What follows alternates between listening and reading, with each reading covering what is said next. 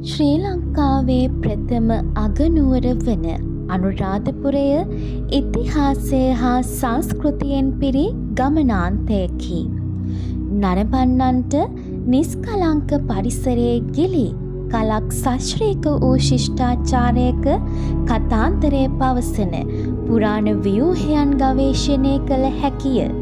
ශ්‍රී ලංකාවේ අතීතය හා සම්බන්ධ වීමටත් එහි සදාකාලික අධ්‍යාත්මික සාරය අත්විඳීමට අපේක්ෂා කරන අයෙකු අනිවාර්යෙන්ම නැරඹිය යුතු ස්ථානයකි.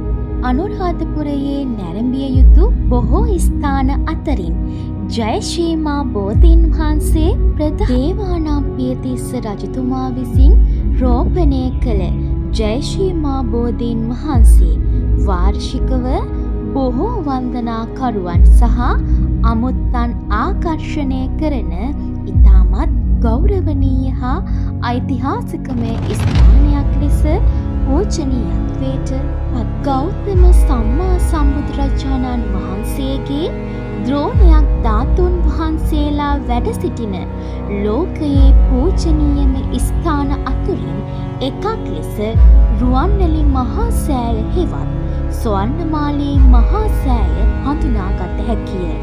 මෙය ශ්‍රී ලංකාවේ පිහිටා ඇති ශාරීරික චෛත්‍යයකි.